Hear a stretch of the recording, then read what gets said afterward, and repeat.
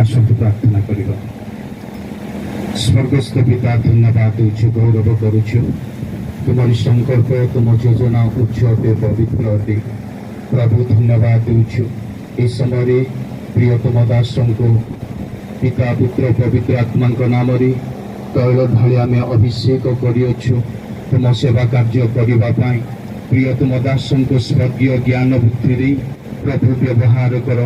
ଯେତେ ଦୁଃଖ, କଷ୍ଟ, ନିନ୍ଦା, ଅପମାନ ଆସିଲେ ମଧ୍ୟ ତୁମ ନିମନ୍ତେ ଯେପରି ଆପଣାକୁ ବ୍ୟବହାର କରିବ ସାହାଯ୍ୟ କର, ଦୟା କର।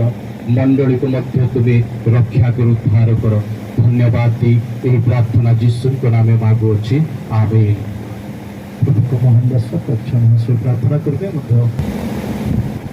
ସର୍ବଶକ୍ତିମାନ ମହିମମୟ ଗୌରବ ସଂଗ୍ରମୟ ପ୍ରଭୁ, ଯାହାଙ୍କୁ ତୁମେ ଆପଣ ପାଇଁ ମନୋନୟନ କର ସେମାନେ ଭାଗ୍ୟବାନ ଲୋକ ପ୍ରଭୁ। ସେମାନେ କେବଳ ନିଜ ପାଇଁ ନୁହନ୍ତି, ଅନେକଙ୍କ ନିମନ୍ତେ ସେମାନେ ଏକ ପ୍ରଦୀପ ଅଟନ୍ତି। ମୋ ଦାସଙ୍କୁ ଆଶୀର୍ବାଦ ବାକ୍ୟ ଅନ୍ୟମାନଙ୍କର ଆତ୍ମିକ ଆହାରର କାରଣ ହେଉ। ତାଙ୍କୁ ନୂଆ ନୂଆ ଦିଗ୍ଦର୍ଶନ ଦେଇ ଆତ୍ମିକ ଭାବରେ ଉନ୍ନତ କର ଏବଂ ଶାରୀରିକ ପାରିବାରିକ ଭାବେ ତାଙ୍କ ସହଧର୍ମୀଙ୍କ ସଙ୍ଗରେ ପରିବାରକୁ ଆଶୀର୍ବାଦ କର। ମଣ୍ଡଳୀର ସମସ୍ତ ଭାଇ ଭଉଣୀମାନଙ୍କୁ, ସମସ୍ତ ଆତ୍ମାମାନଙ୍କୁ ଏକ ନୂତନ ନୂତନ ହୃଦୟ ପ୍ରଦାନ କର। ବିଭିନ୍ନ ଦାସମାନଙ୍କର ଚିର ସପକ୍ଷ ହୁଅ। ଗୌରବ ମହିମା ତୁମର ହଉ। ଯୀଶୁଙ୍କ ନାମରେ ପ୍ରାର୍ଥନା କରି ଆମେନ୍। ପିତା ପରମେଶ୍ୱରଙ୍କ ଅସୀମ ପ୍ରେମ, ପ୍ରଭୁ ଯୀଶୁଖ୍ରୀଷ୍ଟଙ୍କ ଅନୁଗ୍ରହ, ସାହାଯ୍ୟକାରୀ ଧର୍ମାତ୍ମାଙ୍କ ଶକ୍ତି, ପରାକ୍ରମ ଓ ସହବର୍ତ୍ତୀ ମୋ ଦାସଙ୍କ ପାଇଁ, ପରିବାର ସେବା କାର୍ଯ୍ୟ ପାଇଁ, ସମସ୍ତଙ୍କ ପାଇଁ ସଦାକାଳ ହେଉ, ଆମେନ୍। ଏକ ସଂହିତା 20 ଅଧ୍ୟାୟ 1-5 ପଦ ଯାଏ ଏମାନଙ୍କ ସହ ସଂଖ୍ୟାପକ ମହାଶୟ ପାଠ କରିବେ। ଆମେ